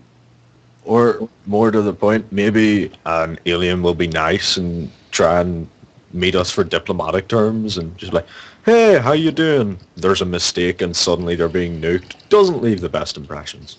No, exactly, and that's my thing. I mean, if we don't have them at our disposal, then if no one has one, but see, that's the truth. That's the facts. They're not gonna fucking be all straight up and honest because of that same mentality. You know, I mean that. Well, what if someone else makes one and we don't have one? We're screwed. But that was just my 2 cents on the question. Sorry. And also, is Agent of Doubt there? Jay, do you think he's there? Hang on a minute. He's been here the whole time. Here? Oh, Oh, he's there. but you haven't said a single thing. Yeah. It's What- been like out. me. Yeah. What?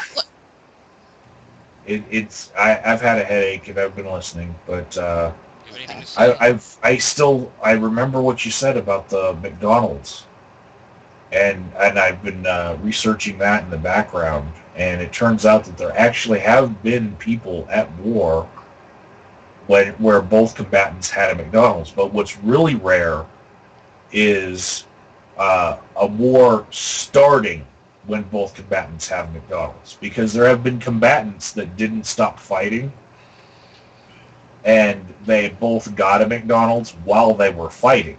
Who was that? And that's Israel and Lebanon are the greatest example of that. That's awesome. What are other than the fast food place? What are you speaking of?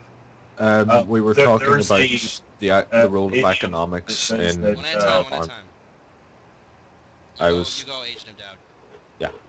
the idiom goes that if two countries both have a McDonald's, they're going to be less likely to start a war because they're trading with each other.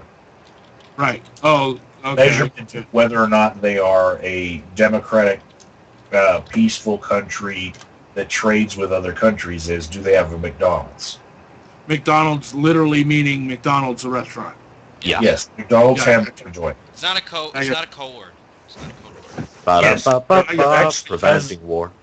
It's not There like has it's not. been It's not, instances that both countries had a McDonald's and they started a war. And the greatest example of that would be Georgia versus Russia. Had a conflict. And another example would be the United States invasion of Panama. That happened in our What did the United States invade Panama? when they ousted Noriega. Oh. Yeah. And both countries had McDonald's. Now, the reason why Panama had McDonald's was because they had military bases, U.S. military bases, and those military bases had McDonald's on them because they were from the U.S. And it was the U.S. that was invading Panama, so it was only like technically they had McDonald's because it was actually military-based land that the McDonald's was on. Right. What about No, I Lab- got what you. about Lebanon? I understand now. What about Lebanon? What about Lebanon. Yeah, that. Now, if I may, Go ahead. with saying what I said when you asked me what do you think the downfall, what will be the reason for us dying ourselves off, I think, again, I refer back to Star Trek, I think he has the perfect answer to solve all those problems. Get rid of money. Completely abolish money altogether. What do they use in Star Trek? Nothing. It's just provided. I mean, you go to figuratively speaking, you go to a replicator and you replicate whatever you want. And you don't have to want for nothing. So wait, then how do you? Money isn't completely abolished, and there are people that have wealth Yeah. in Star Trek, Aliens. but they're they're basically giving out a form of welfare where everyone's basic needs are covered. Right. And So wealth you is don't only want- used for things over and above that.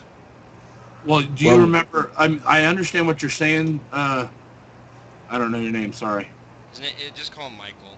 Michael. Okay. And in Star Trek, in every single facet of Star Trek, the only ones that really had money were the people not on planet Earth. They had, because like I said, everything's provided to them.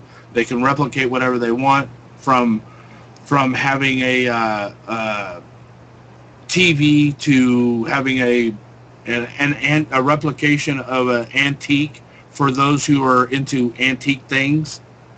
I mean, people don't kill over shit that they can already go to their wall. But that makes it worthless, doesn't it, though? Yeah, absolutely. It doesn't make an antique have any value. It doesn't make a TV have any value. It doesn't make any of it have any... Exactly. So you don't have to worry about something having value. No. But like, what makes an antique special than not an antique? It's That's one of the counter examples would be the antiques become currency, and that the captain's little lounge off to the side was full of wealth. Yeah. Well, I've never seen Star Trek that much, so I have no idea. I would just say alcohol, real alcohol versus synthahol. Yeah. They have this product called synthahol that all comes from replicators. Real alcohol has become a currency in that world. It's like a bootleg underground thing. But it's not illegal to have it, though. No, it's not. It's just very hard to get. Right. I have 2 points I'd like to make about what it is you're talking about. One, why would you have value in antiques? Not because they are antiques and old, but because of aesthetic value. And 2, the reason we have currency is because it used to be a barter system of, you give me 3 sheep, I give you 1 cow type thing. And or then my daughter.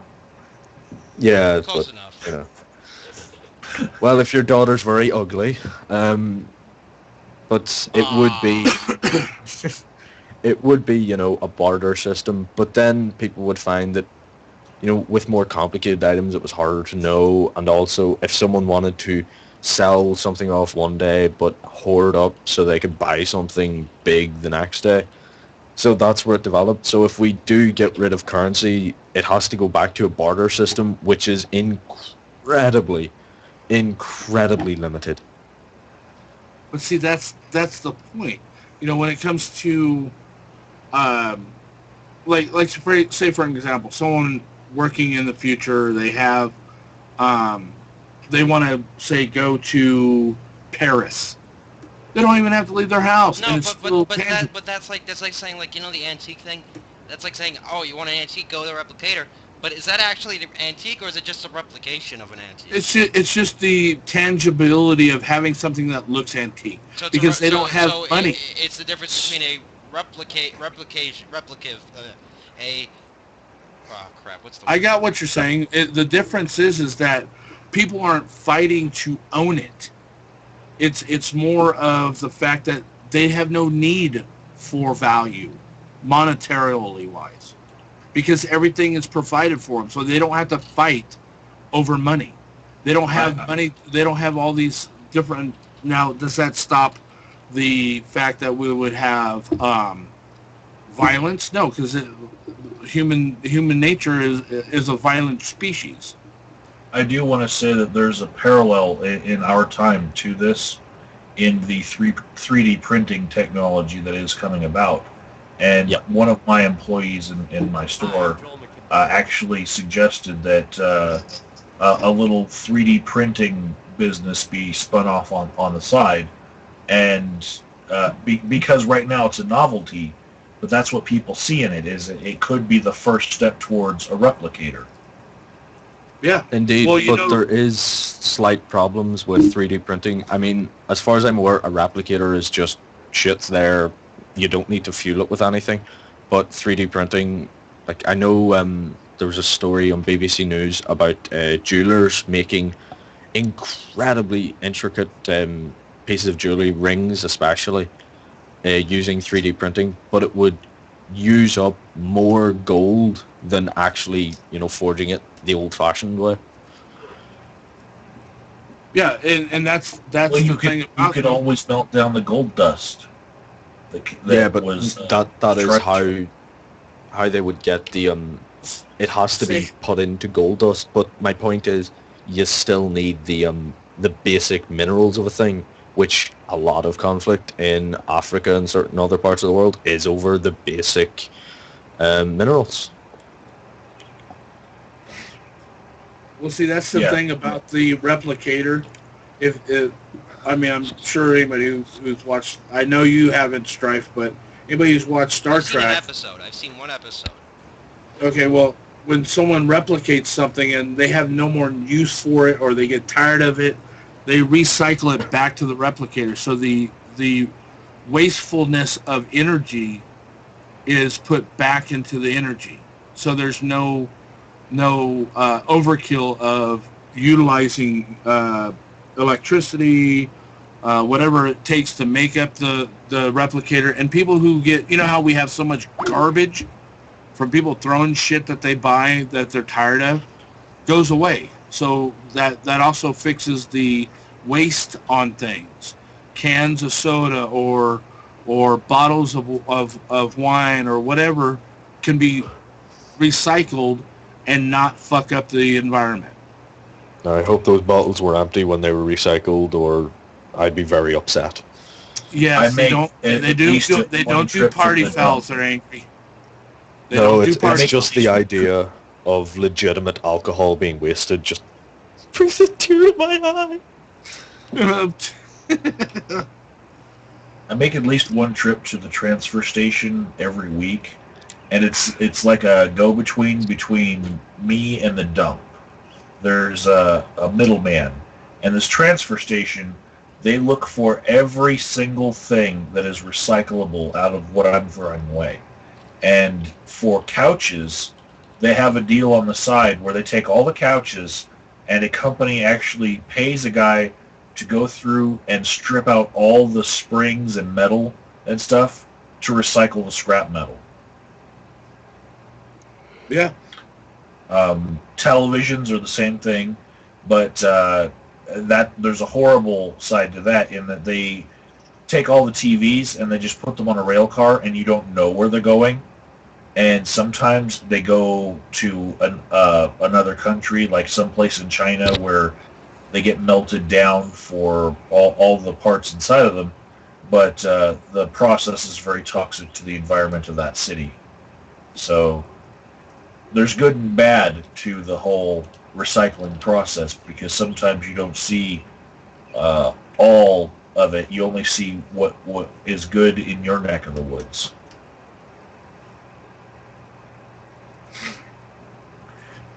It's supposed to be illegal to ship CRT screens to China anymore, but it still happens. When has legality ever stopped anything? Yeah.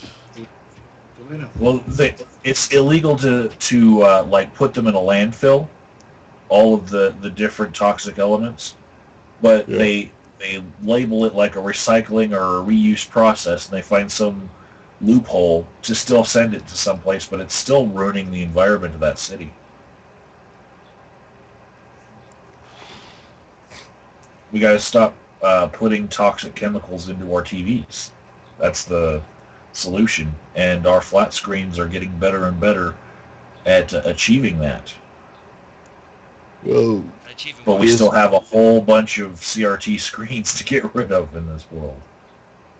Yeah, but that's because before we kind of figured out how to make it so they're not going to kill you in 10 years, it became really popular, so it was kind of the demand for it outraced the actual process of refining it. Yeah.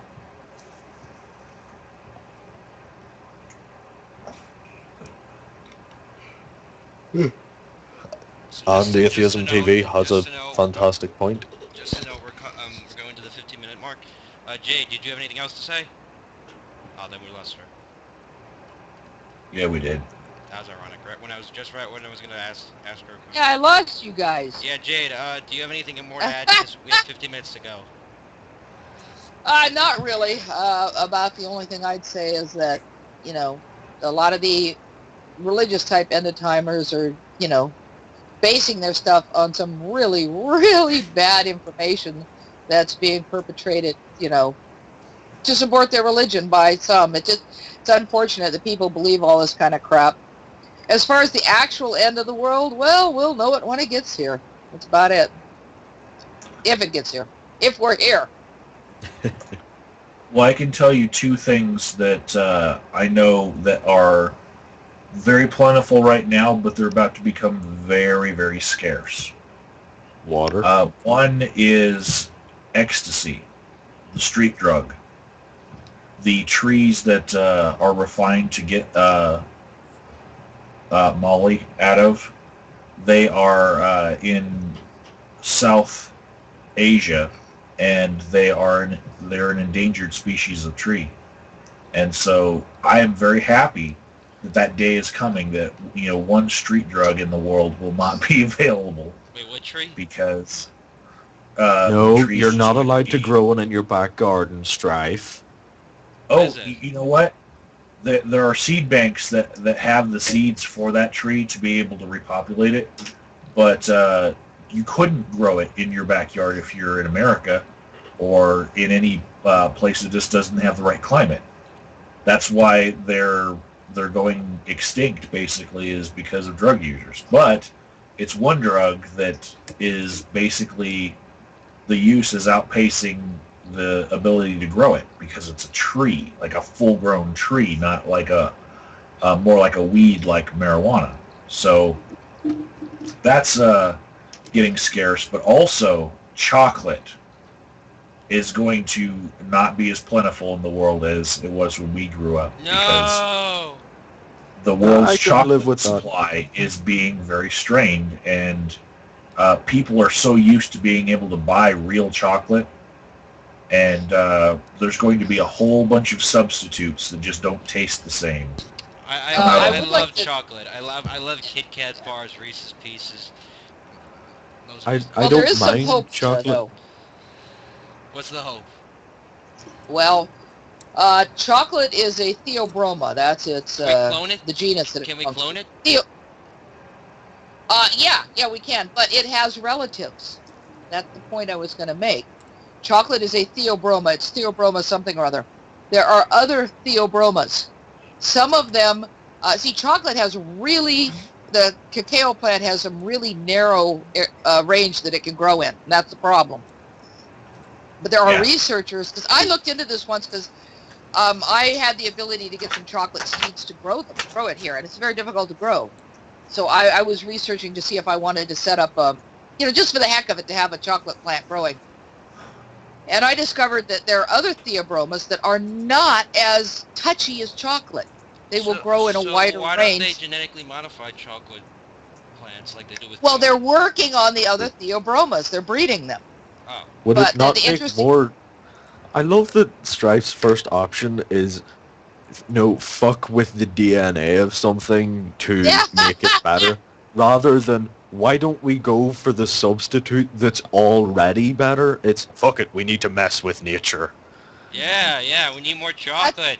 Chocolate. That's what he wants is chocolate. Yeah. But they are working on breeding the other theobromas, and they are working on crossbreeding different species of theobroma.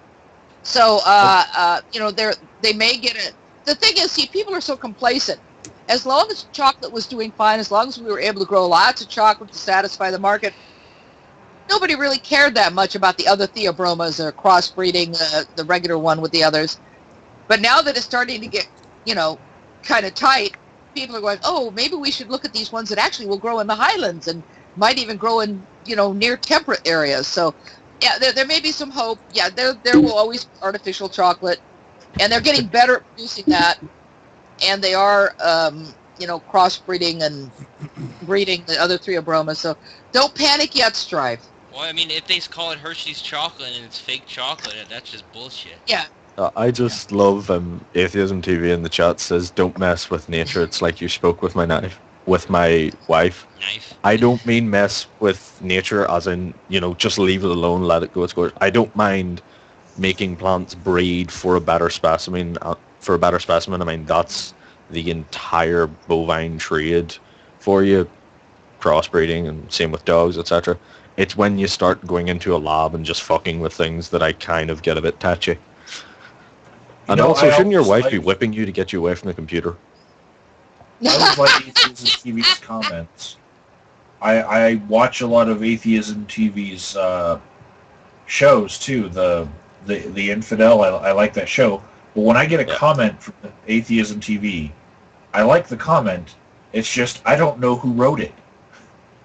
Who is because there's so many people involved with the project. The Infidel. I don't know who it is that wrote the comment. Real Atheism TV dude is Canadian. So yeah, there's one guy there is one person who is Atheism TV. He's a Canadian. He has the entire channel. The channel is his. It's just the individual series and videos are kind of they're kind of, I suppose you could say, outsourced to other people. You can call me Mr. Atheism TV. Yeah, I'll call you ATV. Yeah. Yeah, let's call you ATV. There we go. I'd call him by his normal name, but he's asked me not to. Just do it. Yeah. Well, yeah, ATV works. Yeah. I'm not gonna fucking call him by his real name if he doesn't want me to. I'm not a dick. Yeah, you are. Not Don't like. lie. Stop telling people that shit. Oh, shut up, Donald Duck.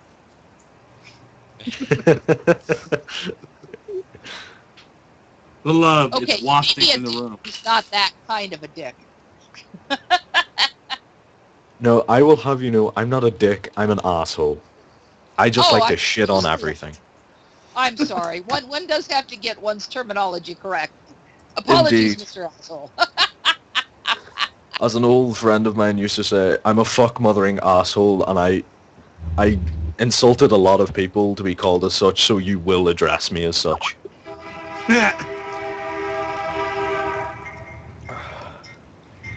Somebody have a train going through their house? That would be me. And at 4 o'clock in the morning, it's not a very welcome sound.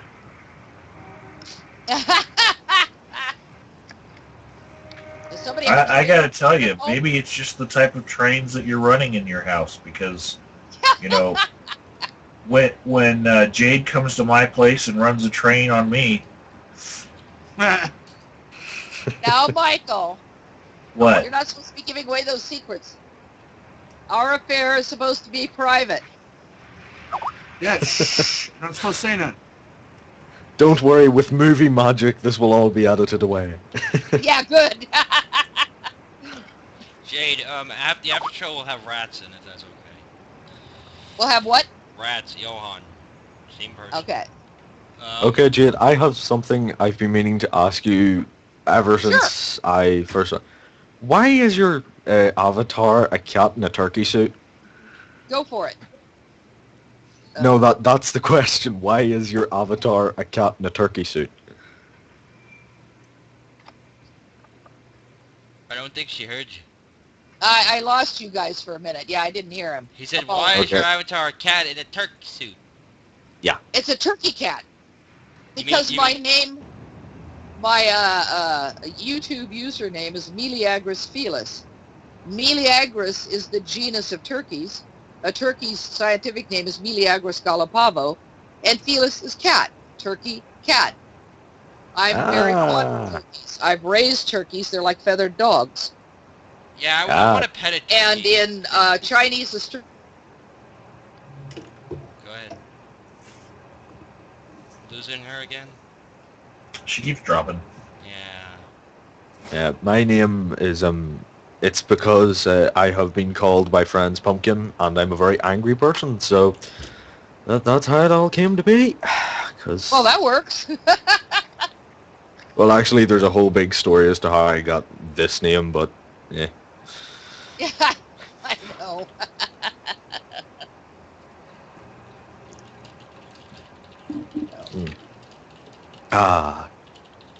Yeah, Guinness. so final Well statements. done. Well, final statements, 1 minute each.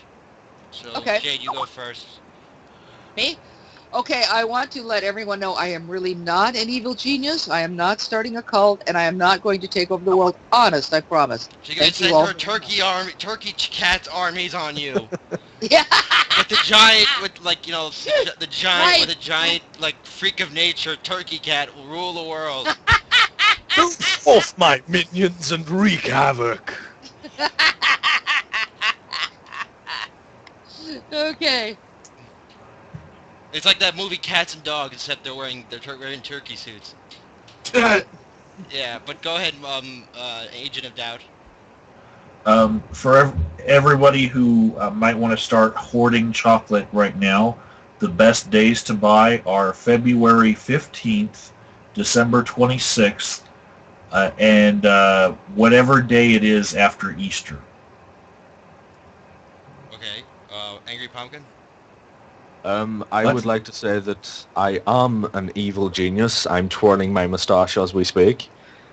And although I don't have an army of cat turkeys, I do have an army of vicious dogs. Is that a good or a bad? Oh, and You can my shoot real dogs. You can shoot dogs, but you can't shoot turkey cats, because they could fly. Yeah. fair And they point. have claws. Yeah, they're like eagles. Yeah, Um, Well, I'm neither or, but I do think that if we really do want to extend our lives on this planet, that we need to start giving a shit about one another and stop the bullshit about the arguments between two different factions it's like a circle jerk. You know, everybody but the two new ones know that I'm a Christian, but I'm not your regular, average, everyday, fundamental Christian. I'm not a Bible thumper. When it comes to Christians and their so-called doomsday dates, it's a bunch of crap. There's nowhere in the Bible it says that there's a doomsday. But the truth of the matter is all it is fear-mongering. They can't do it with their words to get you to come to their side of the story. So they're gonna give you, well, there's a doomsday, and those idiots that claim to say that, well, I did my genocide because God told me to. That's also a bunch of crap. Nowhere in the Bible does it tells me that I need to go out and say it's March 21st, so you need to kill your kids on May 1st. I meant May 21st, but we just need to get along. We need to care about one another. We need to get to know each other, not assume that just because you have a title that's the way you live your life. I mean, we need to get along and slow down the fucking bombs. Thank you. Well, thank you for joining us on the Lion Go Show, June of 9th, 2013, and we'll have an after show in about 10 minutes. So tune in, and thank you for tuning in. Good night. Bring beer. Yeah, bring beer.